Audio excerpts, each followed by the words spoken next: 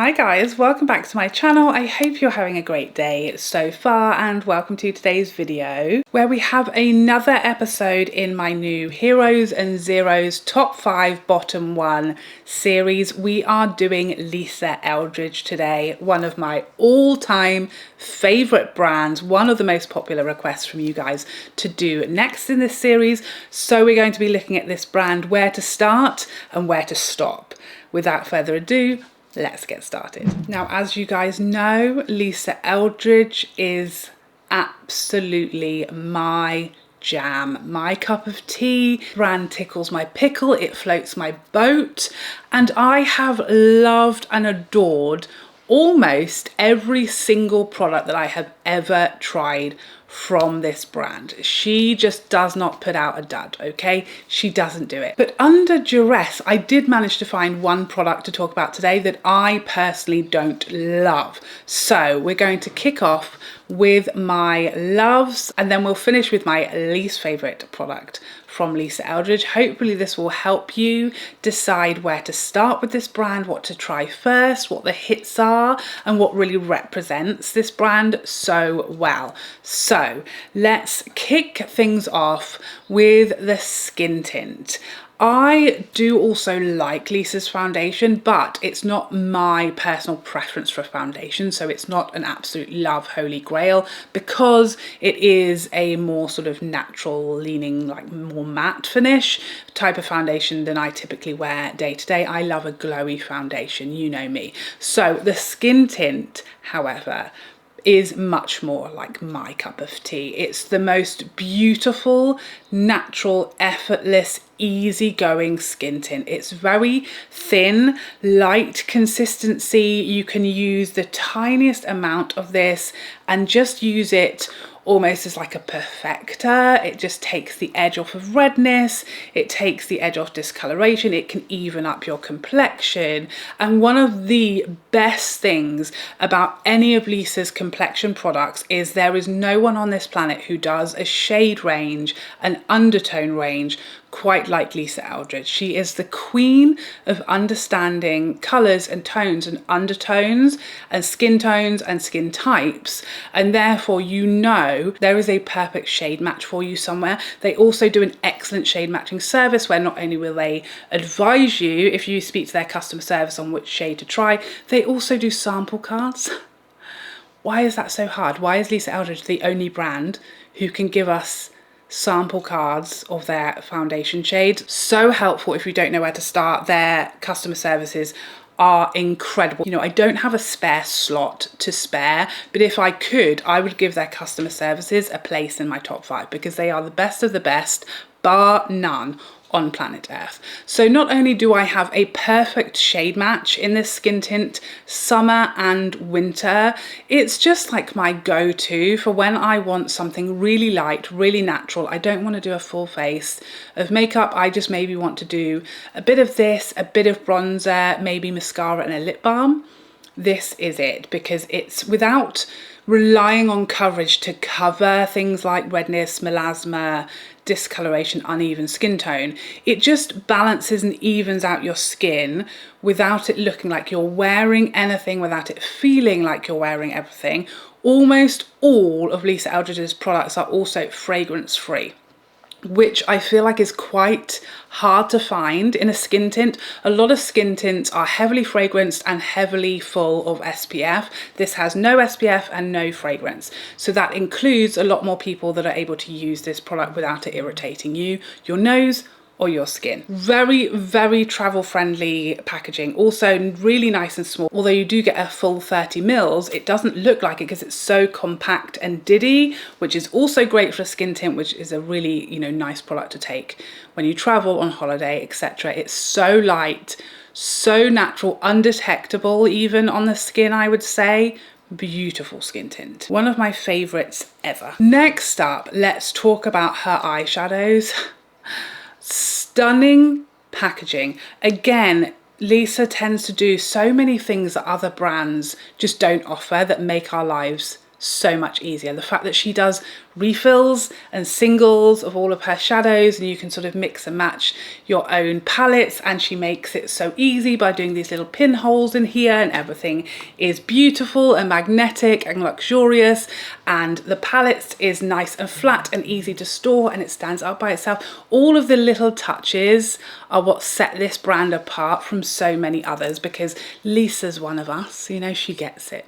Of course, she's an incredibly talented makeup artist, but she's also someone who just loves makeup, and she's a woman who just loves to play with makeup, and therefore she knows what the little touches should be, what makes it easier, what just makes a difference to our lives and to our application, and she gives us all of it. So this is the Desert Gleam palette. I think this is my new favourite ever. It used to be Sorcery. Betty was kind of neck and neck with Sorcery, and then Desert Gleam came along and knocked them both, I can't say knocked them both out of the park because I love them both still, but pipped them to the post, I guess, is a more accurate description. Lisa's formulas, I feel like they're quite unique to a lot of brands. They can't really compare them to another brand because they feel different, they perform differently, they are special. And I think one of the things that is the most special about this brand is A, her formulas, but B, the colours.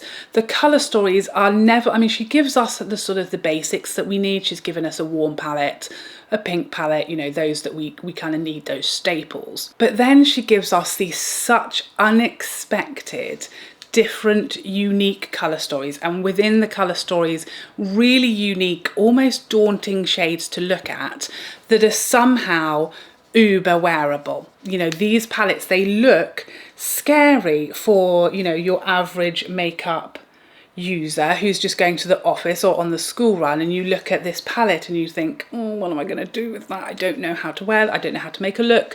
But then actually the reality is really unique, special shades, but that are actually wearable for every day of your life and really versatile. You can do as much or as little with these palettes. They're so easy to use. The finishes of the shimmers are stunning, so impactful on the eye, but so flattering. Lisa Eldridge is really a brand where you can tell they consider mature skin in all of the products they do. They really aren't just putting out products and saying, oh yeah, everyone can use this, even mature skin can use this, but we really can't.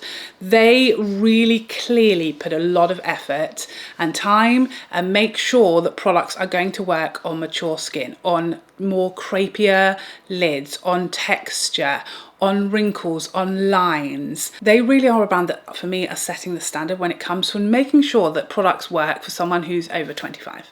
And these are some of the most flattering shadows that work so beautifully on more mature eyes, and they're just so flattering on everybody. The colours, the undertones, the formulas, they're exceptional. Next up, another eye product. This was so hard because I love so many products from Lisa Eldridge. I was umming and ahhing about including her liners or her lip liners. I even considered including her mascara because it is a really exceptional bulletproof mascara, but it's really hard to pick the special products because there are so many from this brand. But without question, I had to include her liquid silk shadows because these are unique, in my opinion, on the market for not only the type of product, but how well it works in its category. I don't think there is another product like this on the market that does what this does as well as it does and as versatilely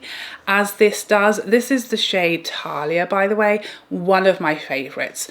I wasn't super excited about these when they first came out because I'm not really a liquid eyeshadow kind of girl, and I'm also not really a matte eyeshadow kind of girl. I typically want some shimmer and glow and glitter and sparkle on my eyes, so I didn't really get that excited about them. I'd say my expectations were low, and then I tried them and how have I lived without you? Why were these not a thing before? And my life was changed, to be honest. If you are mature, if you have a more mature eyelid to deal with crepier, more textured mobile lid, and a lot of shadows crease or they just don't look good, they don't flatter you, they don't flatter your eyes. This would be my #1 recommendation from any brand whatsoever to try. They're so exceptionally good.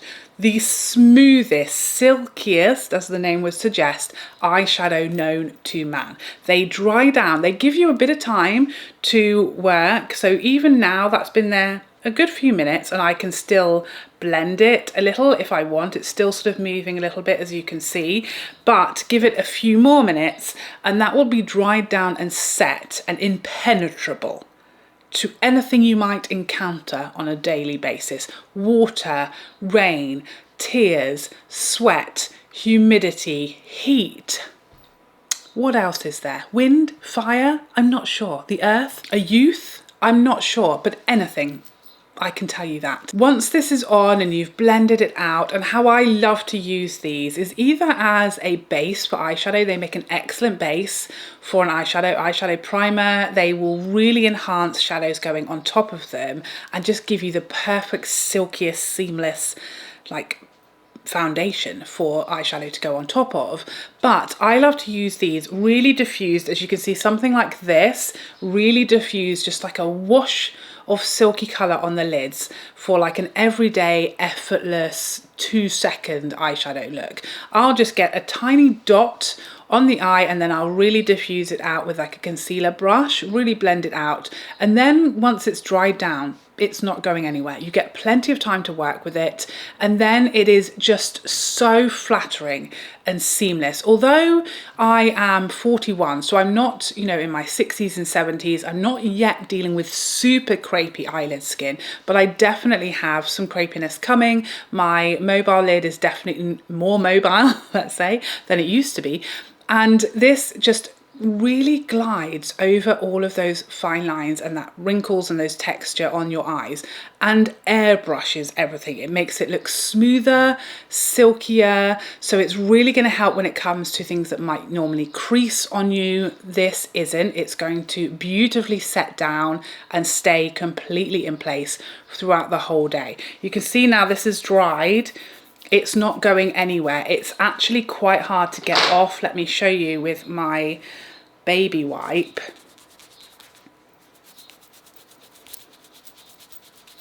Actually hurt my hand a little bit. We're still going. And you can see how hard I scrubbed because my hand is going quite red now and it's really quite painful. So that's how great the staying power is for these. They are really special, really unique, really a standout innovative product on the market.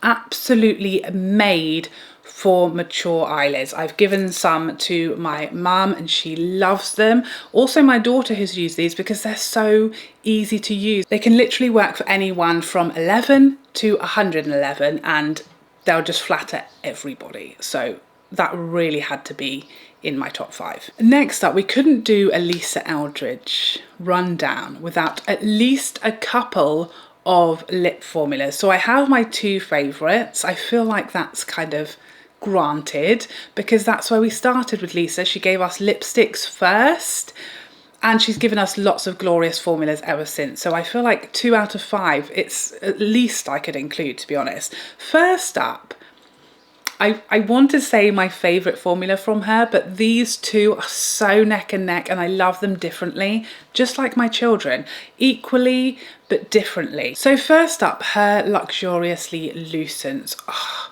I know people are so wowed by Lisa's velvets because they are spectacular. The pigment, the glide of them is insane, and the longevity as well. But you know me, I'm not really a matte lip kind of girl, so for me it's always been about these Lucents. This is Dance Card, one of my absolute favorites. These are just so effortless. They are a little sheer to begin with. They can build up to a medium opacity, so they're really versatile depending on how much colour you want. They have that gorgeous sheen to them. They're so comfortable. They feel so light and hydrating on the lips. As with all of Lisa's range, the packaging is stunning. Also, these are just the perfect everyday. everyday lip formula. Really lightweight, really easygoing, really effortless. And again, Lisa's expertise with colour and tones. Every shade I've ever tried from this brand, even if I don't like it on paper or I look at it and I think that's not for me, that's not my shade, that's not going to suit me, somehow miraculously does. There's not been a shade from Lisa Eldridge across her entire range of lip products that I have ever disliked on me. Even the shades that I dislike on paper, somehow you put it on and it's like the most flattering shade you've ever worn in your life. So the Lucents are really no exception. They are delightful to feel on the lips. They feel just lightweight and hydrating and buttery. So sheer, you know, you can apply them on the go without a mirror, and they're just the easiest going everyday beautiful lipstick. The other lip formula that is really, really neck and neck with the Lucents is her Balm Embraces. These are just gorgeous. I think maybe I could say these pip the Lucents because these just have the most buttery feel to them, and they are that hair bit shinier than the Lucents, which is always a plus in my book. These are a little more sheer in comparison to the Lucents. So this is the Balm Embrace and this is the Lucent Dance Card and Meet Cute.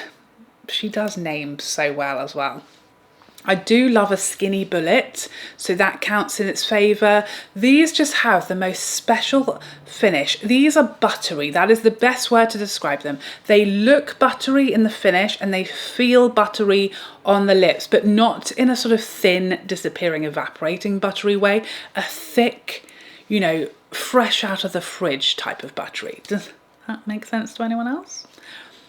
They've got enough pigment and they're substantial enough that they just don't disappear off your lips in 5 minutes, but they're thin and light and hydrating enough that they're uber comfortable, whatever the weather, however long you have them on. These are like the ultimate handbag lipstick. I've fully used up Sweet Fig and had to repurchase one because that is my favourite shade. I feel like I could use up another couple of these. I just love to apply them. They feel delightful. They just have something special in the finish. It's just that little bit more buttery and glossy than so many other balms in a similar category to this.